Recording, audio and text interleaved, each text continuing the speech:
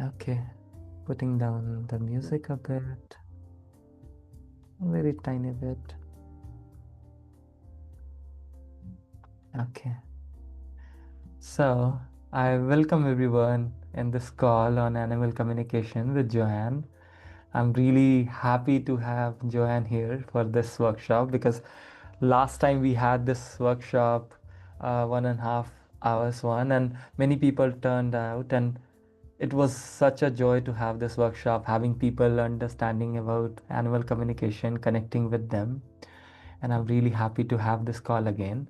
Before we go in, I will just shortly talk about living consciously a bit and what we do, and then I'll do a very short introduction of Joanne, and then we'll directly move into all the questions that we have for Joanne today. So, um, about Living Consciously is a nonprofit dedicated to bringing healing to everyone. We aim to create a conscious community and lead a movement for humanity to thrive and live fulfilling lives. We provide emotional health care and opportunities for spiritual and personal growth, fostering authentic connections and exploring what it means to be fully human. Our vision is a conscious world where everyone thrives through healing. So, there you go about living consciously. About Joanne. Um, Joanne, with over 8 years as a professional animal communicator and a client spanning the globe, Joanne Narr brings a rare blend of intuitive insight, compassion, connection, and decades of teaching expertise to her beginner's course in animal communication. Joanne's journey began in the world of horses, where she spent more than 40 years teaching English riding disciplines, including hunter, jumper, dressage, and combined training. Her deep understanding of animal behavior and energy laid the foundation for her transition into intuitive communication. She taught she taught at both university and corporate levels and now channels her passion into helping others awaken their own gift. Thank you, Joanne, for joining us. How are you Thank you. feeling Love to about be here. being here? Thank you. Oh, yeah, no, I'm very excited. I've been telling people, oh, I'm working with this group. I love you guys. I just think you have Mm. such a Oh, wonderful program and spent a little time looking at your website, and you're doing great things, stuff thank you, that's really Joanne. needed. So Thanks, I Joanne. Thank you. appreciate you. Mhm. So, for today, our first question is that you spent over 40 years of training horses before becoming an animal communicator. That's quite a shift from traditional training method. How did you go from horse training to actually talking with animals? That's I love that question. And the th now I think what I realized was that the good trainers were already doing it. They were already doing animal communication. Um, they just didn't know it.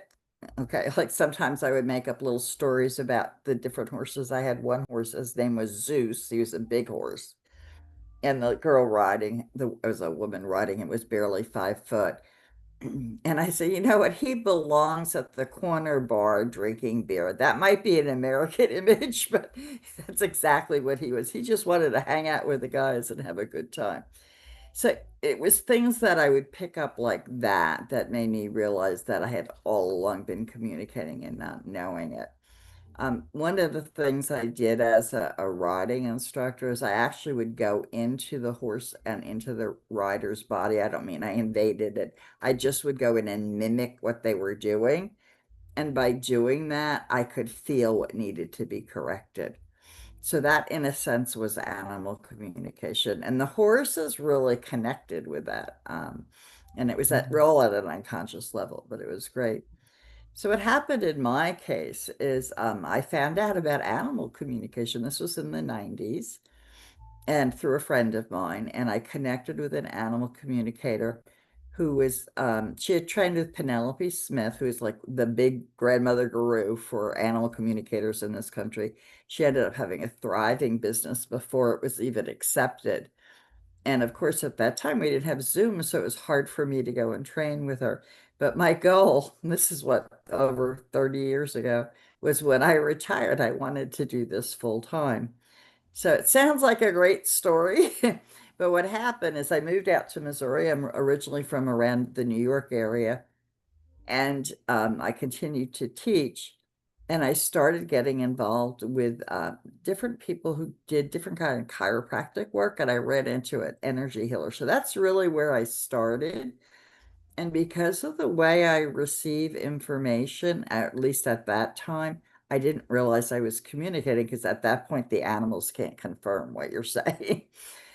Started doing a lot of training with people. I did some training with shamanic healers, and realized I was getting all this information when I worked with people, it was being confirmed. So I kind of came in the back door. The skills were there. I just didn't know it. Uh, and Mhm. that's not unusual because usually the people who find it easier to communicate are very, they just know things or they Mhm. just feel things, and they don't have a way of knowing that that's really what's going on, and especially with your own animals because you project things into it. So that was kind of the path that I took, and then from there I started doing more animal communication, and it has taken me all over the world and it's wonderful.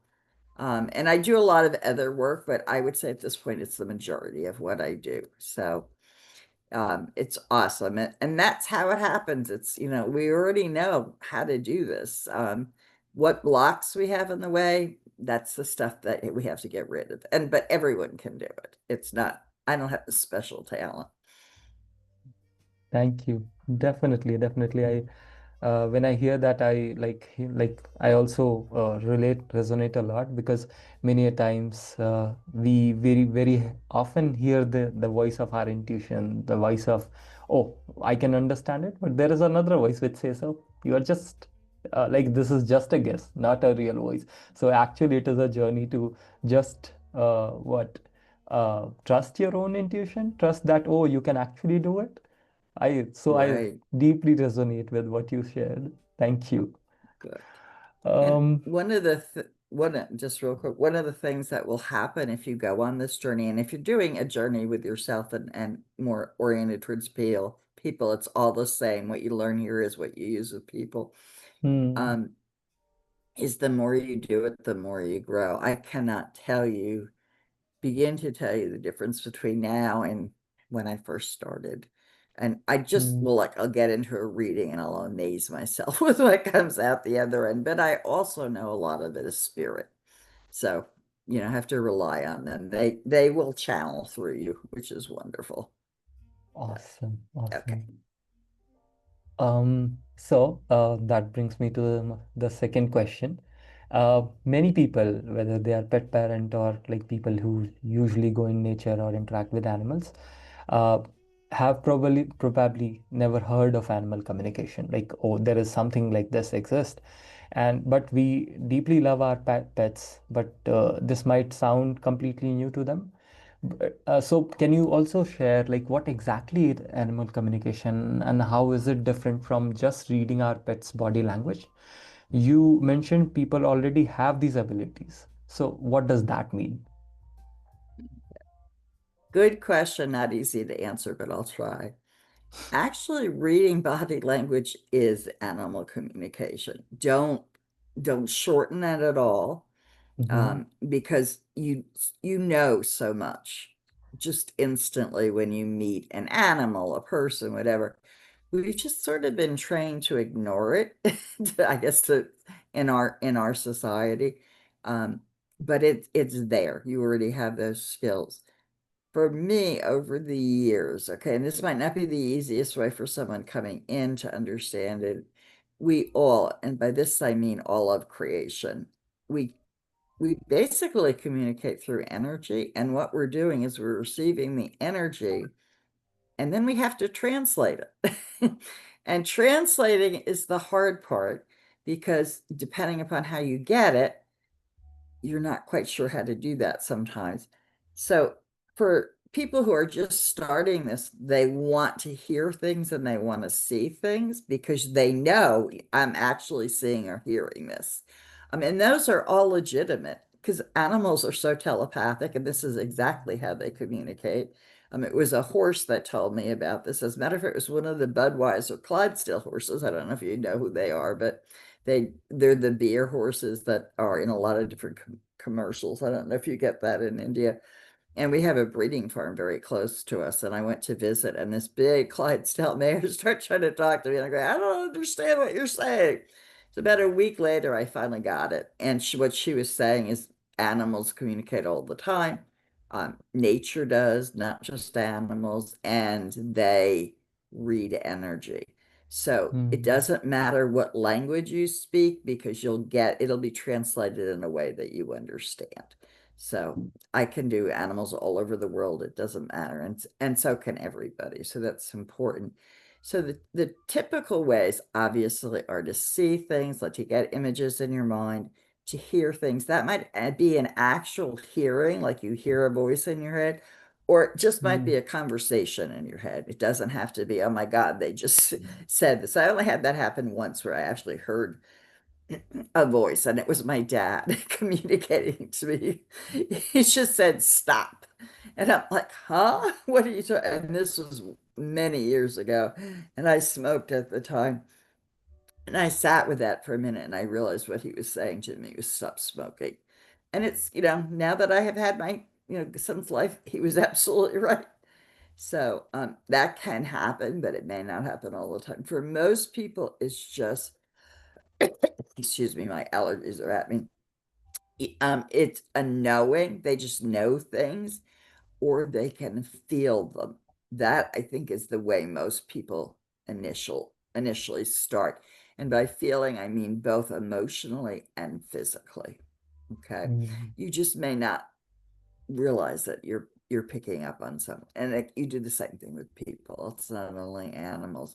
So those are the four big ones. There are many others, but those are the key ones. It's seeing, hearing, feeling, and knowing. And mm, those are all skills. You usually have one that's primary. Okay. So for me, it was just knowing. Again, that's a hard one to verify, but that they grow. Okay. So over time, I got really good at visualization. That's just as strong for me now. And I'm also hearing more. So you have to be patient. It takes practice, but you can do it if this is really what you want to do. Okay. wow.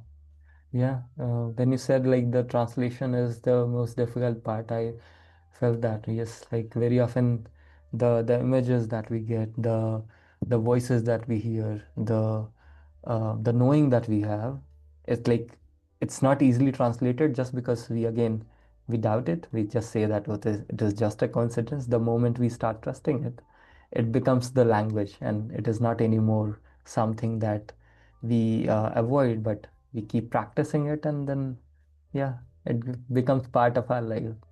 So yeah, It I, sounds like you know how to do all this. You may be doing it with people. yeah, Um, and I think that may be true of many of the people that work with you, that, yeah, they're not new skills if you've been on a spiritual path. And mm, it's just taking it one step further and really communing with everything. I really had an interesting experience the other day. I had bought something. It was fairly inexpensive, and I was like, oh, let me see what this looked like. And I pulled it out, and I like go. I welcomed it was jewelry, and I welcomed it into the household, and I just felt all of a sudden this joy coming at me that they were being recognized. I was like, wow, never experienced that before, when, what we think of as inanimate objects can actually communicate with us. That blew my mind. So wow, yeah, it's a journey. wow, definitely a journey.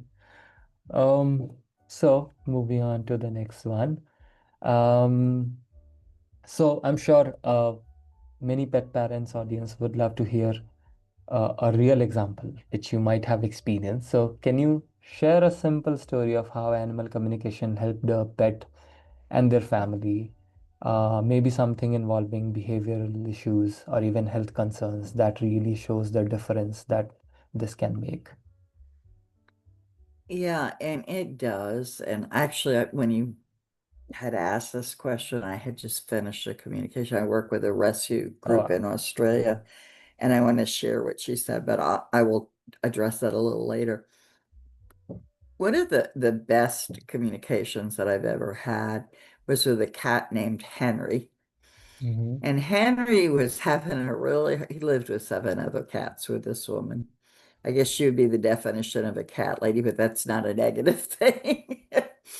But Henry was this big old tomcat. He was a rescue and he wasn't getting along with anybody. And she's like, do I need to find him another home? He was having issues, digestive issues, the whole thing. So I went in and I talked to him and I go, no, he does not want to leave, but he wants to be the only cat. So of course they'll say something like that. You go, well, we can't do that, you know? But it turned out that he was not the instigator. And it took a couple of readings for me to figure this out.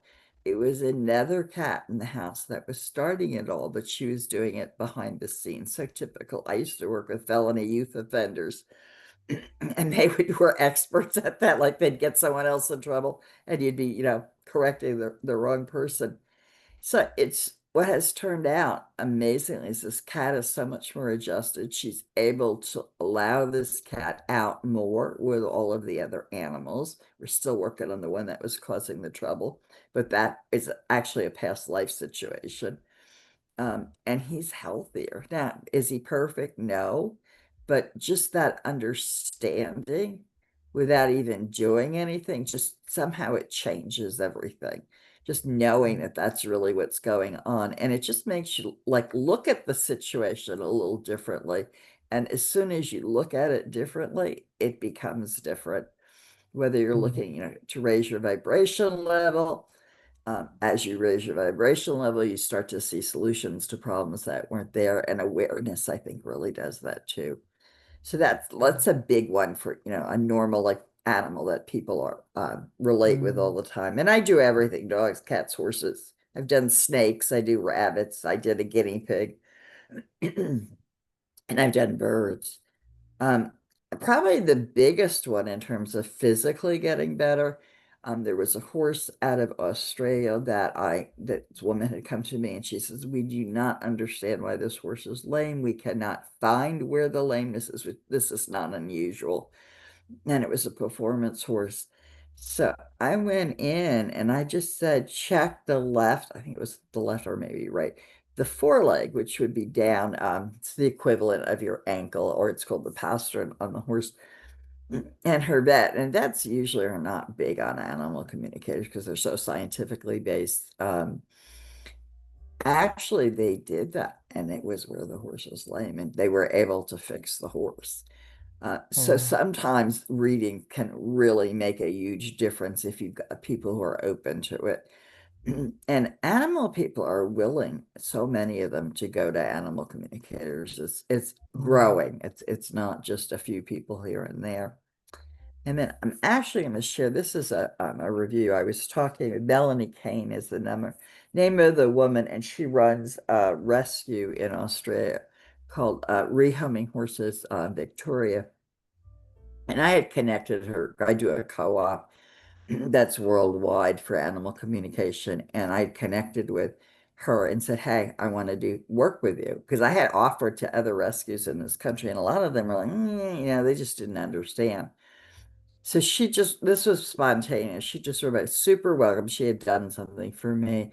We appreciate you so much. What you do really achieves positive outcomes for horses like Dexter, who has the confidence and belief in himself to allow someone new to love and enjoy him, which just made all of the difference. What happened, this horse with another horse came to her because the owner committed suicide and did it in front of the animals. Terrible Oh. story, I know. And his wife was not a horse person and she couldn't care for them. And it was someone, she knew this person. So when the horses came on the property, they were struggling, really struggling. They were bonded. They were afraid to be separate from each other. They weren't interacting with people. And actually, when I talked with one of the other horse that was involved, she told me, and this was not right away, it was later. So sometimes you don't get everything right away. she said that what he did on sacred space. And that is what upset them so much. And I Mm, thought that was really interesting that that was the horse's viewpoint, that the shelter they were in was sacred space. And mm, I just have to honor that and trust it. So she said both horses are doing so much better. And then she finished with, thank you. It's all true. Animal communication should be a part of any rescue. Almost all of them suffer from some sort of trauma with what they've been through. yeah, So that's kind of, this is not me. This is someone I'm working with who said that. And she was kind enough to say, hey, of course, I said, can I put that in a testimonial? And she said, yes. And she finished writing it. So I was really excited about that. So yeah, it can make a huge difference. It really depends on the situation. It depends on the owner too, yeah, guardian, I should call them, what they choose to do with the information. So awareness makes a big difference, but also what's going on with the guardian is important. Now, I'll put this in real quick. This happened about a year ago and it just blew my mind. I also do medium work, and this woman contacted me, and she had an older dog that she loved and used to be friends with the neighbors in an apartment house. And she was taking the animal out, and they'd always stop and visit this neighbor. Well, the neighbor passed away. And the dog was in complete grief. It would not move, when they went out to walk, it would not move past this doorway. She's, I don't know what to do. I'm not big enough. She's an older one. I can't pull this animal along, nor do I really want to. So when I connected with this dog, he said that he felt he had failed her because he was not with her when she passed. This is someone he really cared about. And I actually had the name of the person and the picture of the person who had passed. And she came to me in this reading, and she said, I need to help this dog. And we did together. We transitioned for this dog. And what she was able to do, the guardian got a rug that was in the apartment, and anytime the dog felt, Hazel was the name of the dog, felt concerned about this, she would go lay down on the rug, and the woman who had passed knew to visit with her. And it just changed everything. It just kind of blew my mind when the woman's just dog doesn't stop there, that, no problems anymore. So they're in communion now. And our animals are a lot more aware of the other side than we are. So that's not unusual. Sorry to take so long enough, but I thought that was such a good story. no, definitely. And thanks a lot for sharing so many heart-touching stories. When you were speaking about it, what came to me was we actually don't understand how much our animal companions feel within themselves. Like they hold a lot of trauma within themselves. And like humans, if we are able to communicate with them, we are able to understand them and feel what they are feeling, they actually heal really fast. So I A was lot really, faster than yeah, humans. yeah. So that's so beautiful. And pet parents or anybody who takes care of animals, if they like, it's not a very common knowledge out there that, oh, understanding them and understanding them emotionally like does magic to them, to their healing. Yeah. It So does. thanks It for really sharing does. these beautiful examples. Yeah.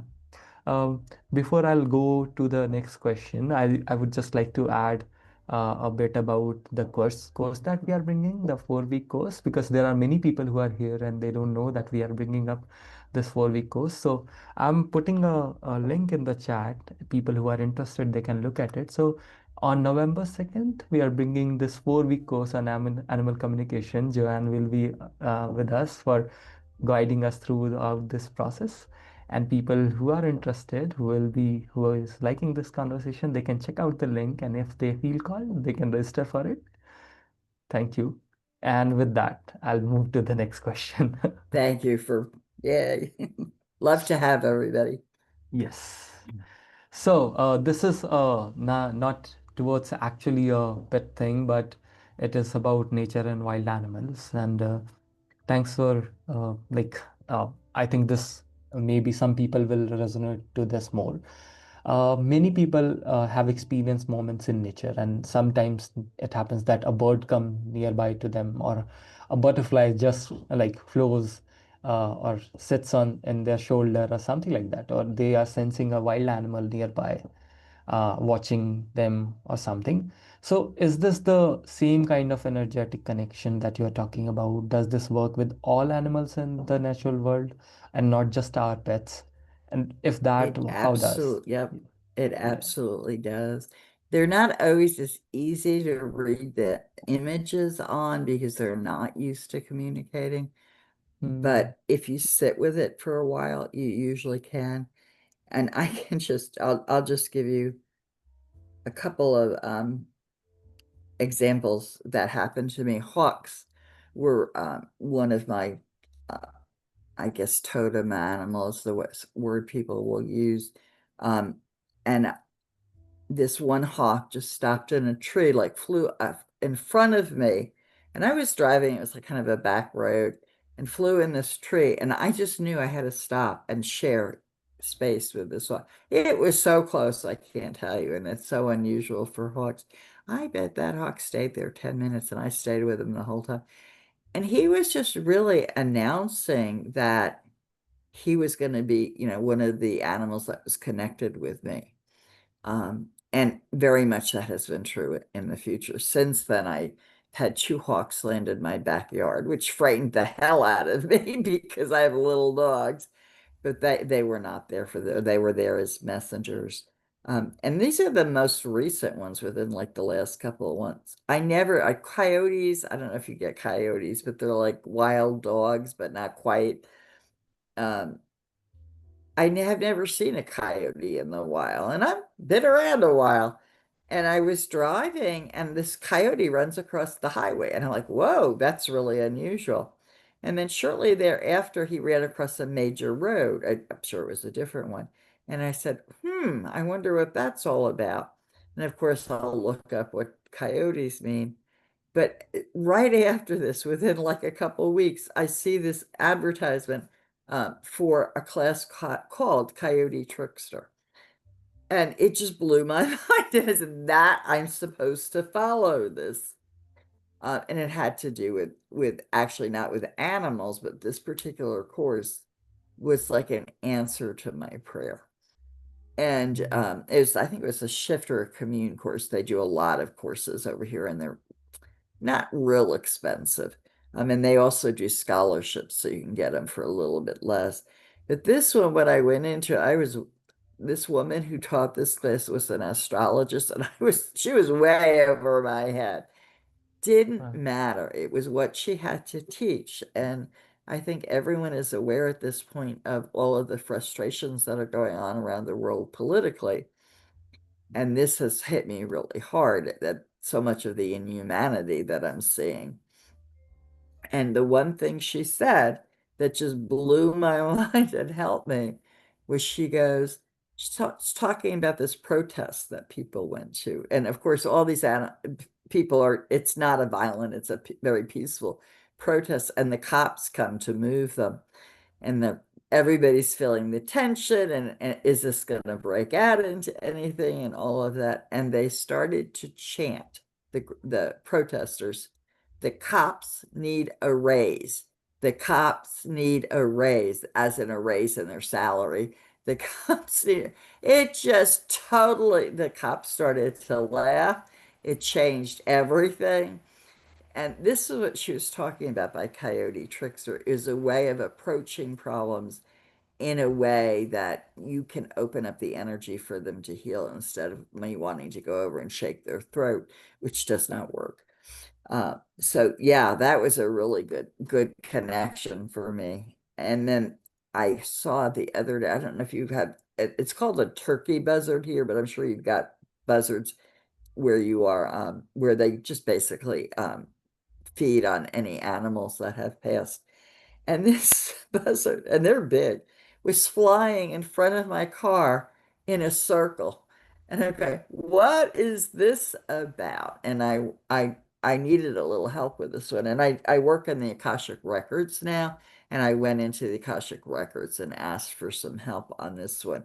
And it was just reminding me to be present, to live in the now, and that Mm. he had it. He was like covering the land. And it was the symbol for this was that by being present and doing this, you will be protected also in the same way. So that was really an interesting one. So those are definitely wild animals. Um, whew, I'm sure people have Uh-huh. had lots of experiences. And yeah, they're meant to be. They're not they're not weird. And very often they can be signs from the other side. Yeah, yeah, yeah. Yeah. Uh, because like we live in wild, like we totally live in wild in Bodhigram. We very often see a certain bird coming up again and again, and we also wonder what is this about?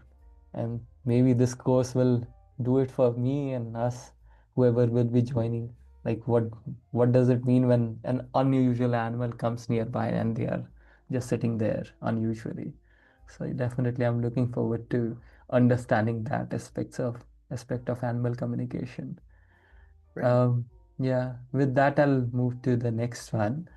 Um, so, um, so from all your years of communicating with animals, what do you think our pets and other animals want the most from us, and that we are probably missing? And with that, I'll attach another question, which is that to understand that, to know that from pets or other animals, do we really need to be naturally psychic or have some special gift? I'm sure, as you just said, that anybody can do that. But, uh, and what about communicating with our own pets and versus, and like, what is the difference between communicating with your own pet and any other animal out there? So I'm combining two, three questions altogether. Yeah. Let me do the last one first. Yes.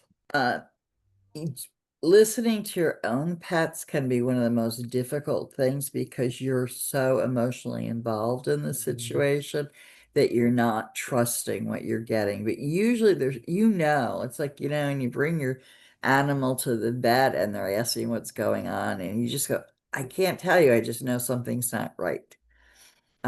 So it can be harder. And even as animal communicators, we go to other animal communicators to verify Mm. what we're getting.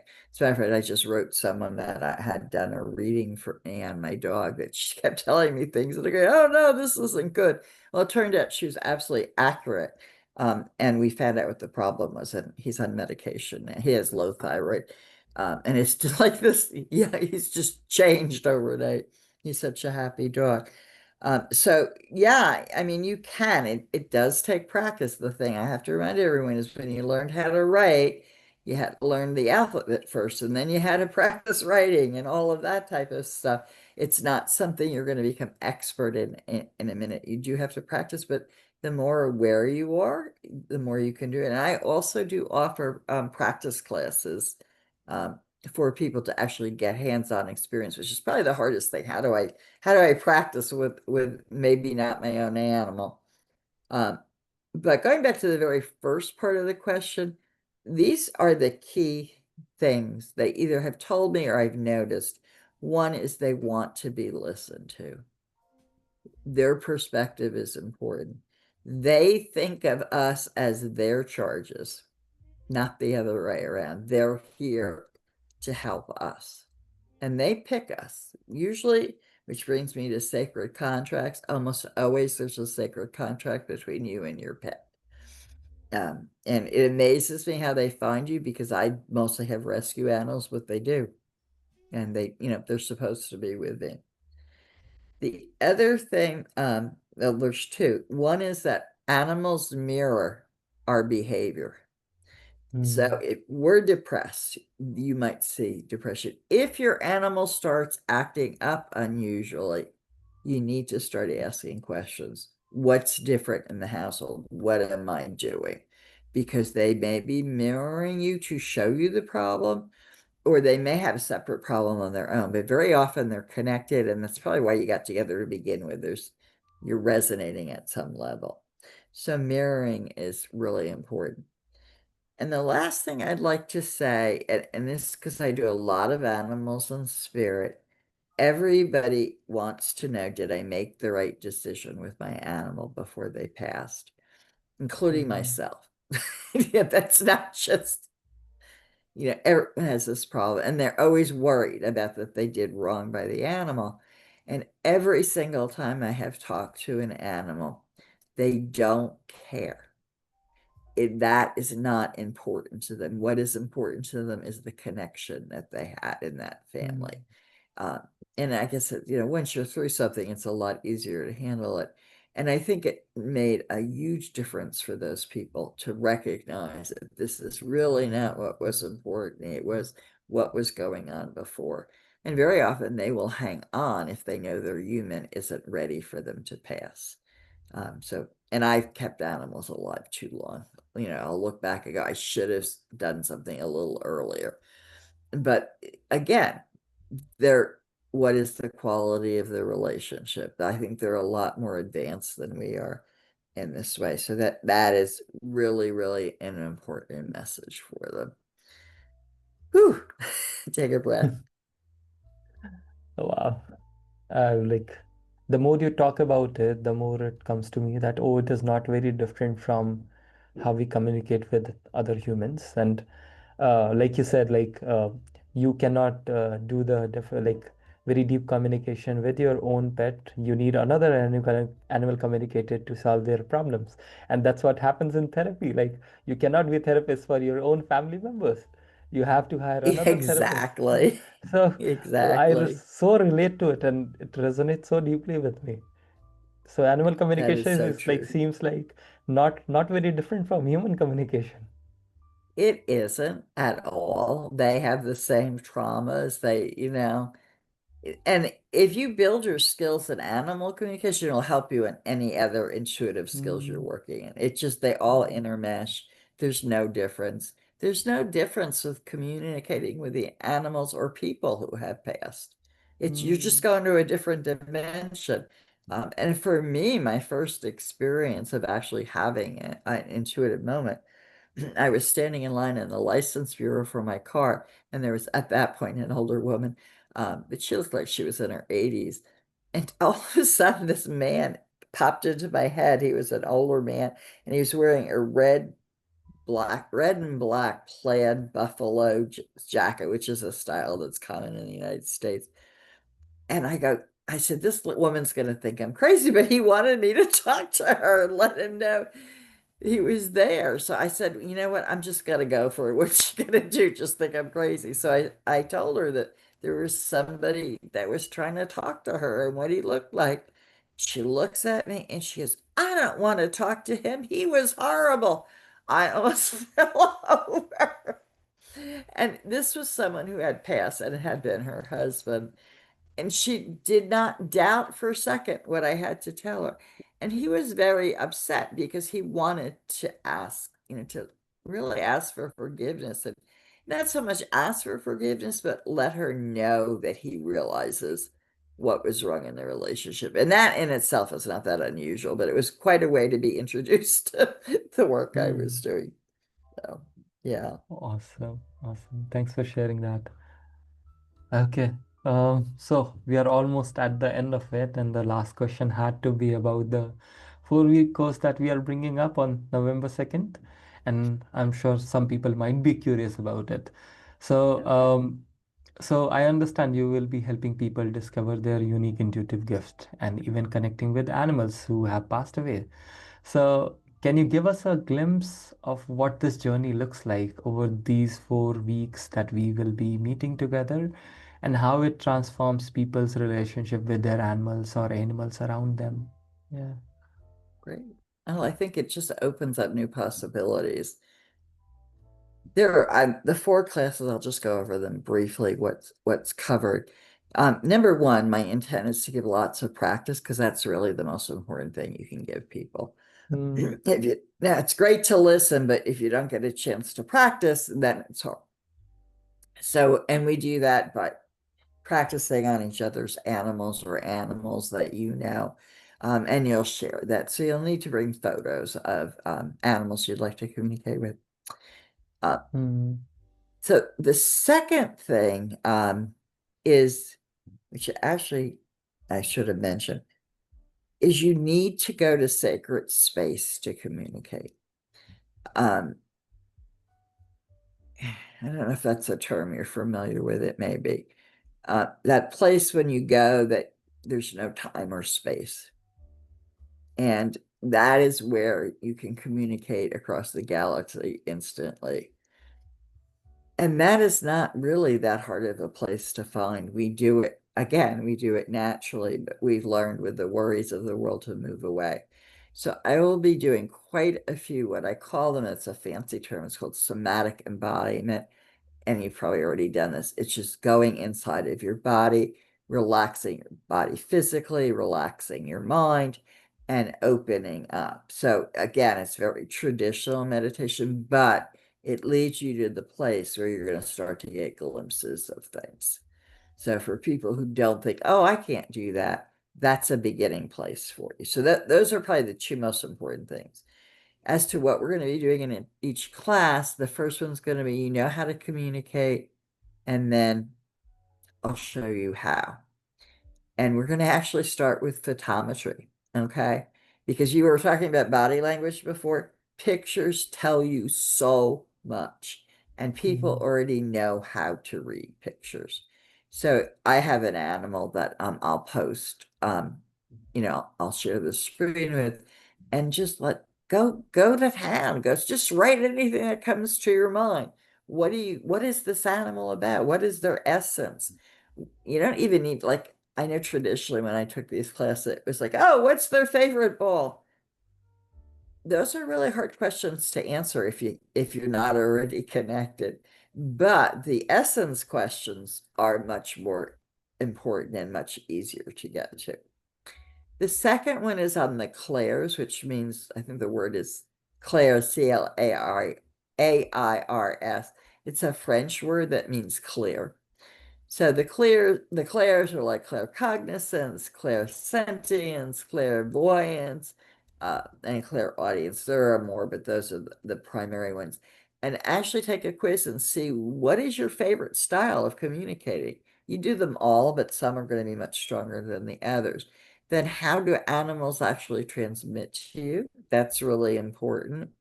And how you receive. So that's going to be kind of the focus in that class. Three, we're going to talk about sacred space and how to get there, what the unified field is. Again, these may be terms you're familiar with, but maybe in a different language or a different way of saying it, and how that works. And then the relationship with trauma in animals. And I wasn't going to do this, but I think I am now. I want to bring chakras in because they're so important. Because Mm. chakras store on the outer rim of the chakra is where trauma Mm. is stored, in addition to the body and the mind. And I do, and this is something we can do. I don't have it scheduled, but it's a really great exercise. It's called chakra. I call it chakra spinning. It may have a more official name than that. We start at the base chakra. We go in, we visit with the intelligence of the chakra, and then we allow it to spin or whatever works for you. Spinning may not work for you. And what happens, it'll pop you up to the higher chakra. You just go through the whole body and you'll get messages from your chakras.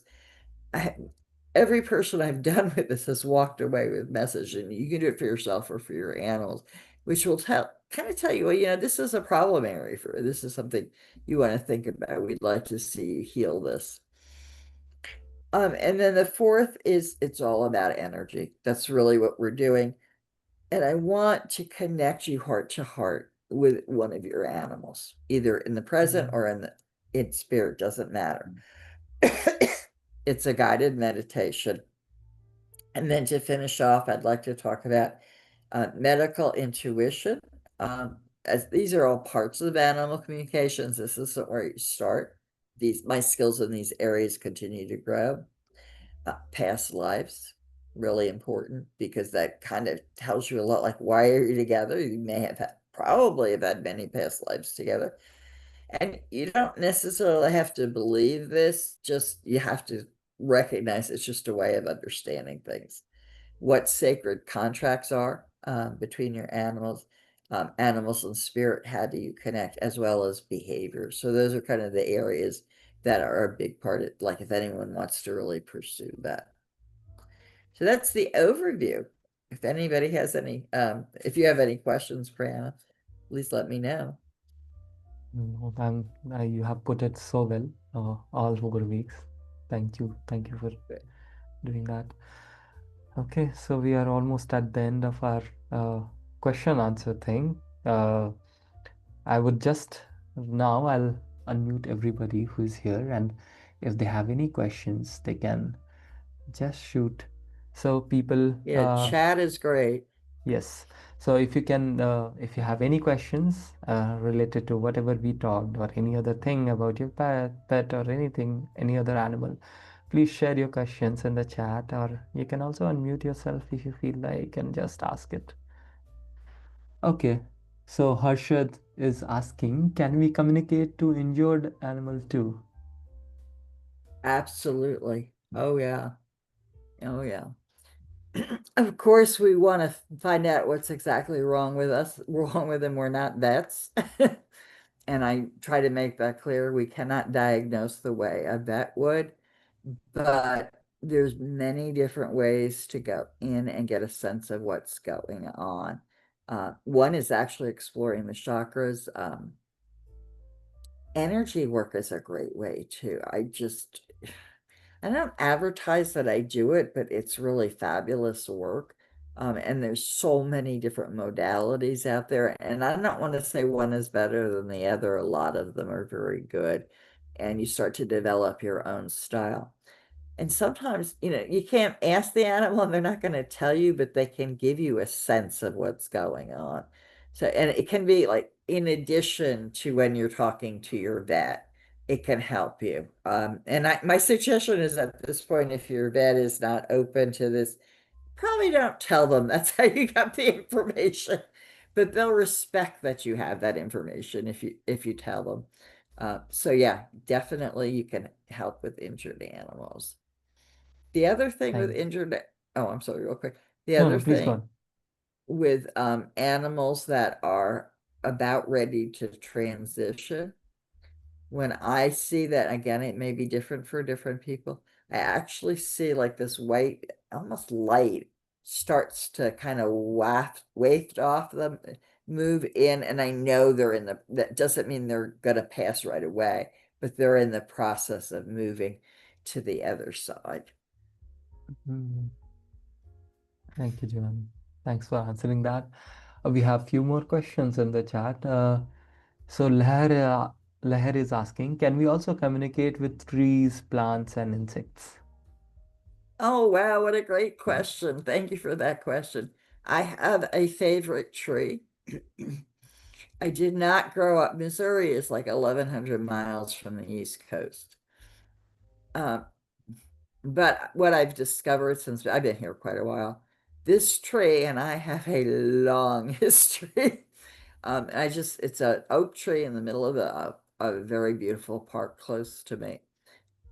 And this is gonna kind of make me sound weird, but this is, every time I would go to this tree and I put my hand on it, I would just feel like I wanted to start bawling. But it wasn't the tree that was upset. It was whatever our connection was. And finally, I just went in one day because it's right in a park and you don't want to cry. I'll cry in front of everybody when I knew it was quiet, and just stood there on the ground. I wasn't even touching the tree, but just connecting through the tree's roots.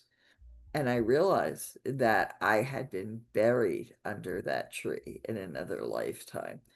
And Mm, it may have been pre-white people moving to colonize America. I believe it was, yeah, it was definitely an Indian heritage. And I was married and I died in childbirth. And actually, my husband at the time is someone I've been through lifetime after lifetime, and we both grieved horribly. But stupid me, okay, I'm buried in this tree with my baby, and I don't realize I don't have to stay there. This sounds absurd, but this is the truth. This is what I got. And the tree protected me. Its limbs were hanging over me, protecting me, and it I think probably kept me sane until I figured out, and I'm sure it was trying to tell me, and I didn't hear, you can move on. So this tree is really special to me, and I've noticed since going there, if I'm aware, the trees almost, they don't bow to you. It's not, they're not submitting to you. What they're doing is acknowledging that you are present with them, and their leaves will come, not literally, but I'll feel it in my mind. Their leaves are like saying hello, hello. So absolutely. And then the other one that's a very interesting story is about insects. I had a fly in my house. House flies are a pain in the neck here. I'm sure you got your version of them. And this fly, they stay until, like, almost winter time. They drive you crazy, buzzing around your face. And I really don't want to kill things. I keep telling them, you know, leave me alone and I'll leave you alone. If you want, jump on my hand and I'll take you outside, which I think I had the one do it once. So this fly would not leave me alone. And all of a sudden I got the message, I'm lonely. That just freaked me out.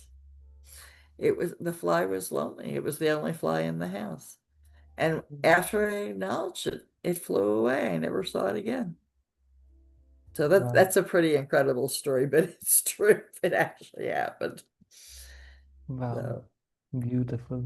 Beautiful. Thanks for sharing that, Joanne. We have few more questions. Many questions are coming. Dolly is saying, thank you, Joanne. Grateful for your insights. I wanted to know if animals send messages through other animals. that's a really interesting question. I have seen it from spirit where they will go in. A lot of times they're instrumental in whatever animal comes into the household next. And they may step into, like, they call them walk-ins, where they step into the animal. It's not possession, it's not anything like that. And people can do it too. They step in and they'll show you something that will remind you'll go, oh my goodness, is this dog a reincarnation of my animal, or this cat? Or I think, Buddy just showed that he's around. So it can be either. I don't know that I have that in animals that are present, but I don't see why they couldn't. Knowing how they think and how they approach things, I think that is a definite possibility. And I'm assuming, and which maybe I shouldn't do, that the question is based on an experience the person had. Um, and if that's true, they think they were getting communication about another animal through an animal, it very well could be real. I just sit with it, and it feels, that's what I do. I sit with things. If I'm not sure, I wait, and it might be a day or two later, and I'll go, it still rings right. It still has truth to it. Wow. Yeah. Thank you. Dolly, I hope that answers your question. We'll move to another one. Karen is saying, Joanne, in your experience, how long does an average person take to start communicating with animals, especially for someone who may not be as energetically aligned? Oh, good question.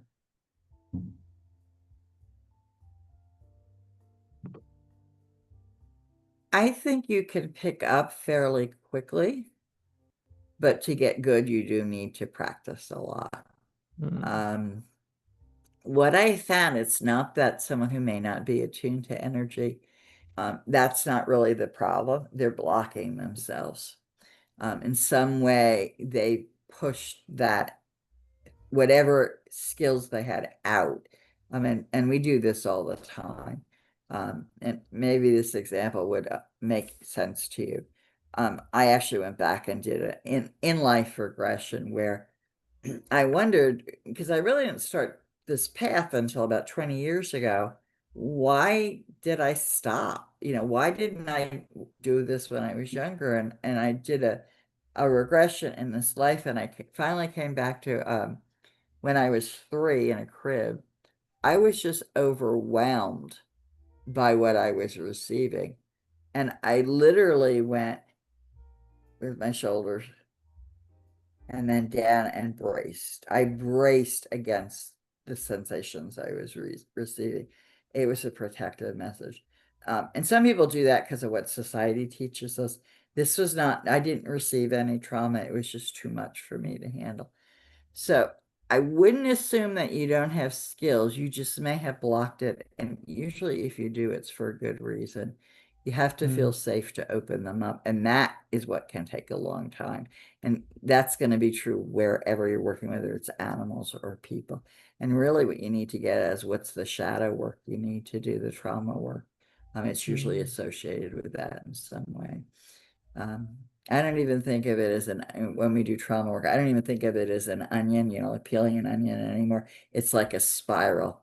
They keep coming back in new versions for you to release. mm, So, yeah, you just have to be persistent, recognize that you may have a block, and don't give up. Work on, okay, what is it that's blocking me? And yeah, we all have them. But if you've really resisted and repressed your intuition, it will be a little harder for you. Some people may already be communicating, and when they go to this work, they'll go, I've been doing this all along. They just didn't mm. realize it. So yeah, don't think you can't do this. Again, a 4-week course is just the beginning. But it can explore so many, from here you can explore so many different things, not only in animal communication, but working with people and nature in general, and the Thank you, Jan. land. Mm, yes, definitely. Thanks for sharing that, Jan. We have one more question in the chat. Dheeraj is asking, does it ever get overwhelming? And I deeply I like this question already. Dheeraj is asking, does it ever get overwhelming? Having grown up on a farm, pets and animals have always been a part of life, and so is them passing away. Does being able to communicate and aware and with animals reaching out be overwhelming at times? Absolutely. With me saying that, you can protect yourself. You can, okay, like if you're an empath, if you really pick up on people's emotions, you need to set boundaries for yourself and protection. Mm, mm, It can be overwhelming. Um, two quick stories to relate to that. And yes, losing a pet is so difficult. And in many ways, so many people say it's worse than losing humans because of the connection that we have with pets of basically accepting each other and loving each other as we are. So one, actually, it was my own dog that passed, and she had cancer. And I was like, she really didn't look like she needed to go at that moment, but I knew she was not doing well. So I went ahead and arranged for the vet. And this was just luck that I was able to get the vet to come out to my house. And it just did not go well because, the vet comes in, the vet tech is with them, and they just take over to do the whole process. I was like, no, wait. I mean, she knew I had told her before they came. I wanted to be holding her when she went, and it was just like it wasn't going to happen without me like pushing this vet tech away. And I wanted to honor the fact that the vet took the time out of his day to come to my house because they don't normally do that. And so I'm feeling very guilty about this because I'm not doing what I want to do with this animal. And she's like reading everyone and so happy. And I was so connected with this animal lifetime after lifetime. Her name is Emily. And as her spirit was leaving, like I knew she had just passed, I heard, I'm free. And it just changed everything, absolutely changed everything to realize that it didn't, again, I knew this, it didn't matter. It was that we did the right thing. And she wanted to move on. She didn't want to leave me, but she was ready to go. So yes, animal communication can help. And the other story, and this is not something I suggest, but this was a rescue situation where they could not go in and rescue the animal. It was a horse. They couldn't find it. They knew that this horse was in a place where it's not being fed. Um, and they were trying to locate and save it, and they just couldn't. The person who had them kept moving the animals. And finally, I was asked if I'd go in and help this animal transition. And I did.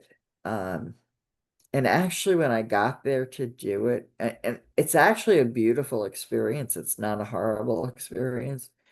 Um, it's not so beautiful when it's your own animal, I understand, but I really didn't need to be there. The guides, the animal spirit guides were already there helping. And I just observed. And as I said, it was actually a beautiful experience.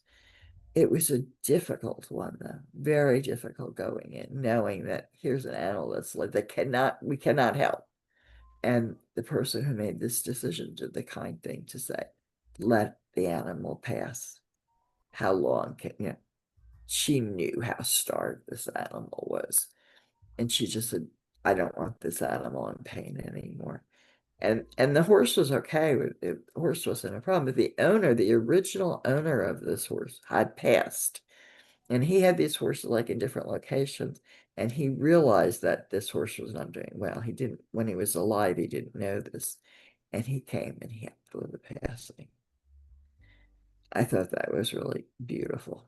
So I just basically witnessed it, and I could walk, very sad, teary-eyed, but I could walk away going, this was a beautiful experience.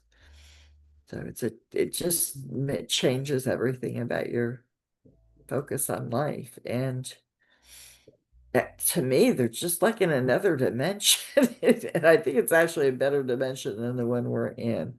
And I do believe that we, all of our soul family, we're together at fifth dimension, whatever, all the time. We're all together with our loved ones. And then we just send out different, okay, this soul is gonna go here and live this life and try to learn this lesson. So it really has changed the way I look at things. But yes, it still hurts. And more than anything, it's when they're alive and in so much pain. That is very difficult for me. That, and we get a lot of animals on the euthanasia list here, from shelters, if they're kill shelters, and that is really hard for me to look at because there's no way I can go in and save all these animals. And I suspect that's even a bigger problem, in your country. I don't know. I'm just guessing. Uh, but yeah, it's hard. It's really hard. That's Mm. hard. But there is beauty there too. Mm. Thanks, Joanne. Thanks for sharing such personal experiences with us. And it was very emotional listening to that, what you shared just now. Thank, thanks a lot for sharing that. Yeah. Um, Um, so we are about to end this conversation. We are at the end of it, but I'll end this with the person who asked this question, Dolly. Like, does an animal communicate through another animal? She has something to say, which is beautiful. She says that, Good. yes, ma'am, it was an experience that I had. I'm currently away from my cat and communicated with her and told her that I missed the times when she would lay on my tummy while I was asleep, and I'm currently fostering a lost pet cat, been a month. He doesn't prefer being around while sleeping, and the day I communicated with her, he lay on me like my pet cat does. I also heard, "Here you go, I'm here." Your insights, she's saying to you, your insights definitely helped. Thank you for your insights once again. God bless. And that is a beautiful example of what can happen. And your animals actually from spirit can do that too. Sometimes, Mm. and cats are wonderful healers. If they're laying on you, that's what they're doing. Um, and I actually had a hawk once come and like right against my in spirit, against my chest for healing. So no, what you're experiencing, that happened, absolutely believe it, especially the words you heard. Yeah. Mm. Thank you, Johan. What a Thank you. beautiful conversation it was. Like, I thoroughly enjoyed it. Like, oh, I'm sure Well, other thank people you. who were here, they also enjoyed it as much as I did. Um, I'm so looking forward to our course starting 2nd of November, and I'm again sharing the link of the course and my number there for people to reach out if they want to know more about the course. So sharing the details here. If you have any parting words, Joanne, thank please. Yeah. Just thank you for caring. Thank you for listening to me. I know some people would absolutely think I'm crazy, but these are real experiences I've had.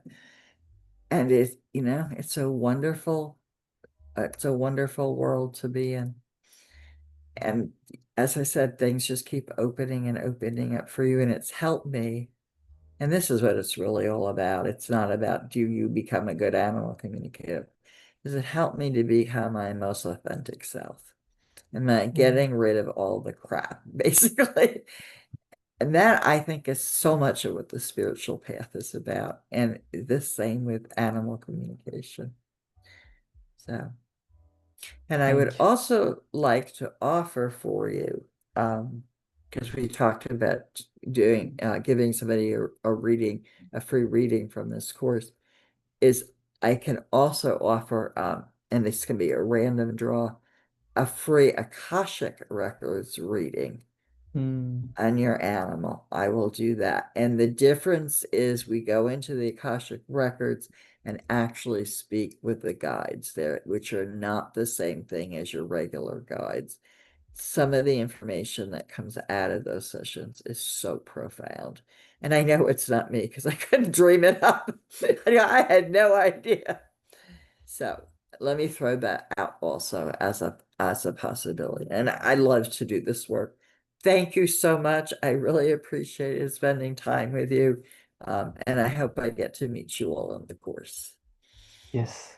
Thank you, Joanne. Thanks a lot. Thanks for sharing such deep wisdom. I hope everybody else also found it really helpful and thoroughly enjoyed this conversation.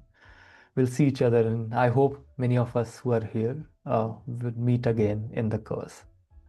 Take care. And I Bye bye. especially want to thank all the men because men are not as called to this work in America as women are. And to see so many Mm. men open to this and following that path, the path I was, the spiritual path, just is wonderful. That's absolutely great. Yeah, thank you. Thanks a lot. Take care, Johan. Bye bye. Take care, Thank you, everyone. Good Prana. night. Bye. Appreciate you. Bye-bye now.